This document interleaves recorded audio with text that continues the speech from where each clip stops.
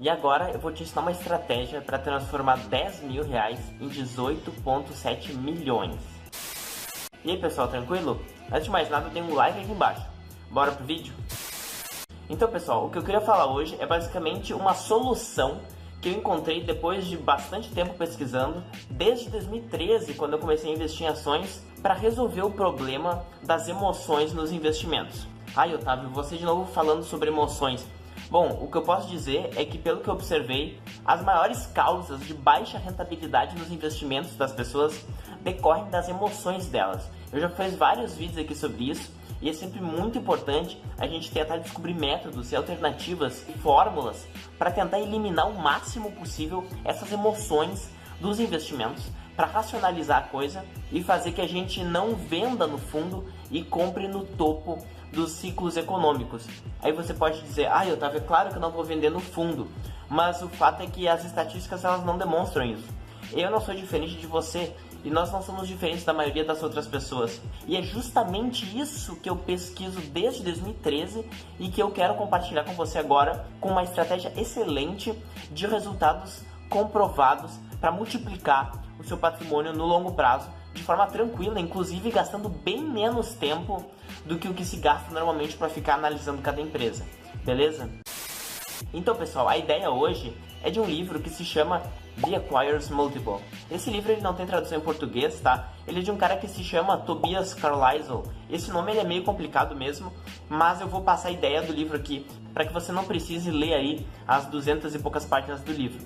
Tranquilo? A ideia do Tobias é que, via de regra, os investimentos eles andam em ciclos, tanto de preço, ou seja, quanto que as pessoas estão avaliando no mercado, quanto que elas acham que deveria valer um ativo, quanto em termos de desempenho da própria empresa. Então a empresa não fica sempre constante. Apesar dela ter um valor relativamente constante, ela tem momentos de melhora e momentos de piora no seu desempenho econômico. Então eu vou dar um exemplo para você. Imagina que você tem um carro, uma moto, enfim, e você vai para o supermercado da sua casa. Quando você sai de carro, de casa, você não anda sempre na mesma velocidade, certo? Você acelera até chegar numa esquina ou num sinal, você trava, você diminui e depois você volta a acelerar. No investimento é a mesma coisa. O investimento ele nunca sobe rápido em linha reta. Ele sobe mais rápido e desce, sobe e desce. Você pode ver aqui nessa figura que é o que a gente chama de retorno à média. Só que o que acontece com esse retorno à média? Via de regra, as pessoas elas extrapolam a baixa e extrapolam a alta. Olhem nessa nova imagem aqui, que mostra direitinho que as pessoas muitas vezes, quando o ambiente está muito bom, elas consideram que algo vai continuar ótimo, que vai continuar excelente. E quando está ruim, elas consideram que vai continuar horrível, que não vai melhorar. E em regra, isso não acontece. Em regra, existe sim uma reversão à média.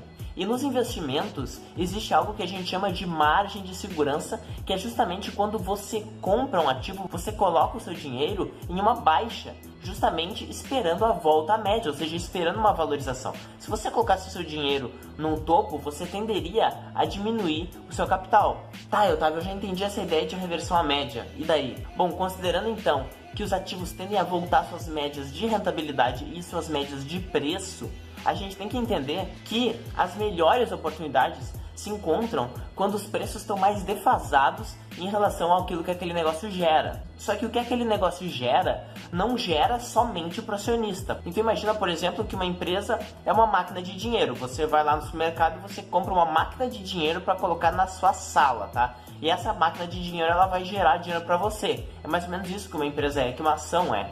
Só que essa empresa, essa máquina de dinheiro, ela custa caro. Em regra, você não tem dinheiro para comprar toda a máquina. Então, as empresas elas financiam parte do que elas precisam para desenvolver o seu negócio. Então, para explicar aqui, vamos pegar a foto aqui desse iceberg aqui. Uma empresa, via de regra, tem a parte de patrimônio líquido, que é aquilo que é dos sócios, certo? Aquilo que são dos acionistas, e tem a parte de dívida, que é aquilo que são dos credores, que emprestaram para a empresa o capital para a empresa conseguir comprar todos os seus ativos necessários. Em geral são bancos, mas de tudo que uma empresa tem, não é tudo do acionista, não é tudo seu, do investidor. Uma parte é do credor, e isso a gente chama de dívida líquida, certo? Que são as dívidas que a empresa tem menos o dinheiro que ela tem em caixa.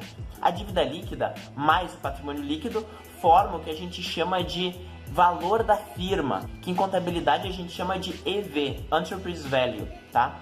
E por que isso é importante? Porque a ideia é comprar a empresa mais barata em relação ao tamanho inteiro dela. Então vamos pegar um outro exemplo aqui, ó. Imaginem que existem duas empresas, tá? A e B. Essas duas empresas, elas têm 10 milhões de dólares, por exemplo, em ativos, tá? Ativos que geram 1 milhão de dólares por ano em resultado operacional da empresa, certo? Então, tanto a empresa A quanto a empresa B geram 1 milhão de dólares por ano.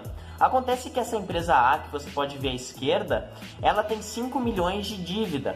Isso significa que se você quisesse adquirir esse resultado operacional inteiro, se você quisesse todo ano ter esse resultado para você, você deveria tanto comprar o patrimônio líquido de 10 milhões, quanto você deveria comprar a dívida de 5 milhões. Você deveria ir no banco lá e dizer: ah, banco, me repassa essa dívida aí. Eu pago 5 milhões para você e agora eu viro credor. Então aí você viraria credor de 5 milhões e você seria dono de 10 milhões de patrimônio líquido da empresa. Então você pagou 15 para ter esse resultado de 1 milhão por ano que a empresa gera com seus ativos. Agora, olha a empresa do lado. A empresa do lado, ela também tem 10 milhões de ativos, só que além dos 10 milhões de ativos, ela não tem dívida.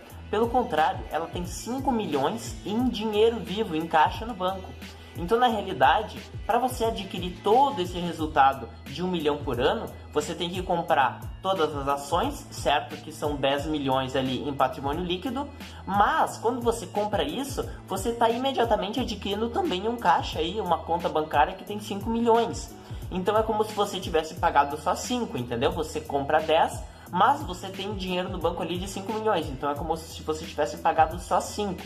Então o valor da firma da empresa B é 10 menos 5, entendeu? É os 10 do patrimônio líquido menos a dívida líquida. E como essa dívida líquida ela é negativa, porque existe mais dinheiro em caixa do que dívida, então o valor da firma, nesse caso à direita, é de 5 milhões. É 10 menos 5. Enquanto o valor da esquerda da empresa A é de 15 milhões. É 10 milhões de patrimônio líquido mais 5 de dívida líquida.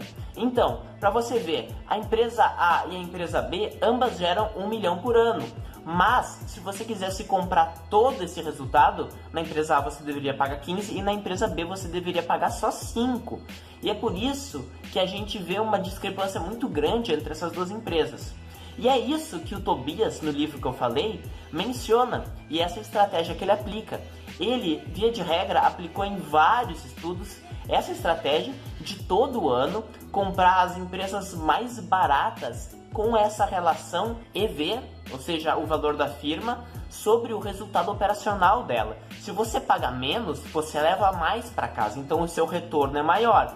E isso é importante porque quando a gente refaz sempre essa carteira, ou seja, você compra no começo do ano as empresas mais baratas com esse indicador. Depois, no outro ano, as empresas elas vão ter se modificado de preço. O mercado tende, como a gente viu, a reverter a média, então, consequentemente, a tendência é que essas empresas aumentem de valor. Aí você troca, você compra novamente as empresas mais baratas. Então você fica reiteradamente comprando a mais barata e vendendo na média, comprando a mais barata e vendendo na média. E é assim que você ganha dinheiro.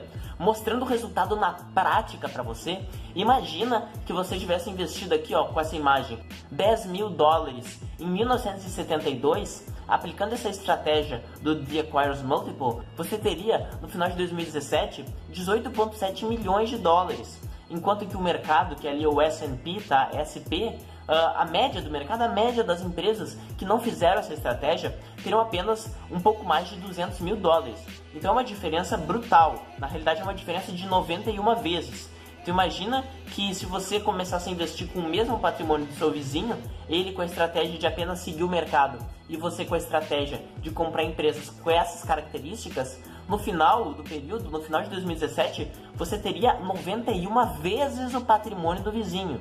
Então realmente a diferença é brutal. Você pode ver que também existe um outro indicador que você viu no meio da imagem, que se chama Magic Formula. Essa é uma fórmula aplicada pelo Joel Greenblatt, que ele escreveu um livro que foi traduzido no Brasil e se chama O Mercado de Ações ao Seu Alcance, mas que em inglês é The Little Book That Beats the Market. Esse livro, ele faz mais ou menos a mesma estratégia com a diferença que ele acrescenta a esse indicador de valor da firma sobre o resultado operacional, ele soma com um indicador que eu já fiz um vídeo aqui a respeito sobre o ROI, que é o retorno sobre o patrimônio líquido. E por que isso é importante?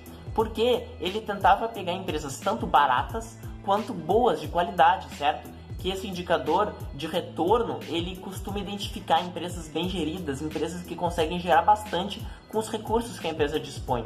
Só que como a gente observa aqui, o preço ele é mais importante, inclusive, do que a gestão. Você pode ver que simplesmente ter considerado o preço e ter desconsiderado a parte de qualidade, entre aspas, gerou um resultado melhor. Claro que de forma mais volátil. Eu não estou dizendo, isso aqui não é recomendação de compra, eu não estou dizendo que você deve sair comprando qualquer empresa simplesmente por ter um indicador dessa maneira. Porque como eu já disse em outro vídeo sobre preço, é sempre possível ter eventos não recorrentes que não são frequentes na empresa e que distorcem esses múltiplos. Como por exemplo, a venda de uma fábrica, a venda de qualquer coisa que pode aumentar o resultado da empresa. Imagina que você um dia ganha aí na Mega Sena e num mês vai entrar um dinheirão na sua conta, mas não significa que todo mês entre esse dinheirão na sua conta. E é isso que você tem que ficar atento. Então, na realidade, esse indicador ele é útil apenas como filtro para você verificar as empresas que estão as melhores oportunidades naquele momento. Aí você pode me perguntar, como é que eu faço para descobrir quais são as empresas com o melhor valor da firma sobre o resultado operacional? Bom, como eu já mostrei aqui, existe um site que se chama Fundamentos e você entra no botão à direita lá em busca avançada por empresa. Depois disso, você clica em liquidez das ações maior que R$200 mil por dia, que é necessário para que a empresa seja negociada, né? Porque senão nem adianta, a gente nem conseguiria entrar ou sair daquele investimento. Aí você pode ver que tem uma coluna que é ali, ó, EV sobre EBIT. É exatamente essa coluna. Pode clicar em cima e ele vai colocar em ordem. Você pode ver que tem valores negativos. Isso significa que são empresas que têm resultados operacionais negativos. Essas empresas você não quer. Então, na realidade, você só observa a partir daquelas empresas que têm um número zero, ou seja, as positivas, certo? As positivas são as empresas mais baratas em tese. Então você começa a observar aqui para você identificar as melhores oportunidades na bolsa. Você sempre olha o nome da empresa, entende a empresa, vai no Google, vai lá, escreve o nome da empresa, RI, que é Relações com Investidores, entra, lê o que dá ali, lê, entende, se sente confortável e é só a partir daí então é que você vai poder futuramente tomar sua decisão de investimento. Beleza?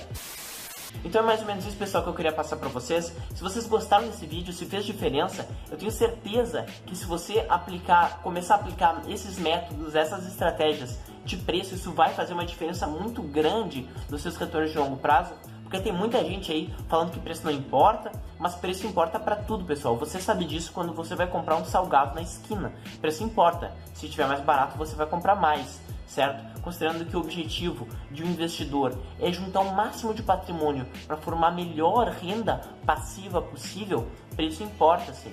Então, se isso faz sentido para você, pega esse conteúdo, passa para um colega seu, compartilha aí, faz um Ctrl+C, Ctrl+V se você estiver no computador, ou clique em botão de compartilhar aí para repassar para seus amigos. Beleza? Espero que vocês tenham gostado e se inscrevam nesse canal para pegar todos os conteúdos que eu passo depois aqui para vocês. Beleza? Valeu!